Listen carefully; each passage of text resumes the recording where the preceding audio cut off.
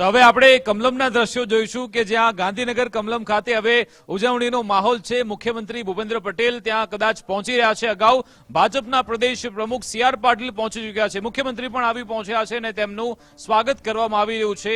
કૃષિ મંત્રી રાઘવજી પટેલે તેમનું સ્વાગત કર્યું। ભાજપના તમામ નેતાઓ ત્યાં ઉપસ્થિત છે। પહેલાથી જ ભાજપના નેતાઓને કાર્યકરો ત્યાં પહોંચી ગયા હતા।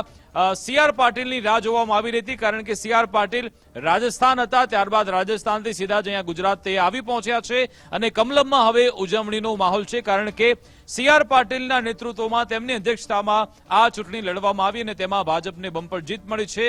બીજી બાજુ મુખ્યમંત્રી ભૂપેન્દ્ર પટેલનો મૃદુ અને મક્કમ ચહેરો, તેમના થકી થયેલા વિકાસ કાર્યો, જેના કારણે સ્થાનિક સ્વરાજ્યની ચૂંટણીમાં ફરી એકવાર કમળ અહીંયા ખીલ્યું છે। હમણાં 8 તારીખે જ્યારે દિલ્હી વિધાનસભા ચૂંટણીના પરિણામ આવ્યા હતા ત્યારે પણ કંઈક આવો જ માહોલ હતો। એટલે ભાજપ માટે આ એક જ મહિનામાં બે વાર ઉજવણી કરવાનો મોકો તેમને મળી ગયો છે। દિલ્હી વિધાનસભા ચૂંટણીના પરિણામની ઉજવણી કર્યા બાદ હવે અહીંયા ગુજરાતમાં પણ સ્થાનિક સ્વરાજ્યની ચૂંટણીમાં જે ઝંડો, ભાજપનો ઝંડો લહેરાયો છે તેની ઉજવણી કરવામાં આવી રહી છે। જેમ જેમ પરિણામ આવતા ગયા એમ અહીંયાના લોકો ફટાકડા ફોડતા ગયા, મીઠાઈ ખવડાવવાની શરૂઆત થઈ અને હવે સી.આર. પાટીલ હવે પ્રેસ કોન્ફરન્સ કરશે, સંયુક્ત પ્રેસ કોન્ફરન્સ કરવામાં આવશે। આ પ્રેસ કોન્ફરન્સમાં શું નિવેદન આપવામાં આવે છે તે જોવાનું રહેશે। અમારી સાથે નિકુંજ ત્યાંથી જોડાઈ ગયા છે લાઈવ। નિકુંજ, હવે સી.આર. અને સીએમ બંને આવી પહોંચ્યા છે, હવે કેટલીક ક્ષણોમાં પ્રેસ કોન્ફરન્સ થઈ શકે છે, ત્યાંથી શું સંવાદ અને મેસેજ થઈ શકે છે?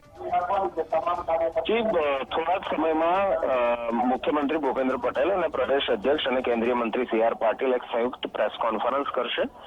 સ્થાનિક સ્વરાજની ચૂંટણીમાં જે પ્રકારે ભવ્ય જીત ભાજપે હાંસલ કરી છે તે જીત બદલ આ પ્રેસ કોન્ફરન્સ જે છે તે પ્રદેશ કાર્યાલય કમલમ ખાતે થઈ રહી છે।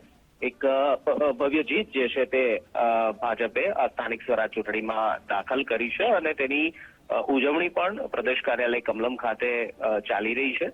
પ્રદેશ અધ્યક્ષ સી.આર. પાટીલ પહોંચ્યા છે, મુખ્યમંત્રી ભૂપેન્દ્ર પટેલ પણ પહોંચ્યા છે।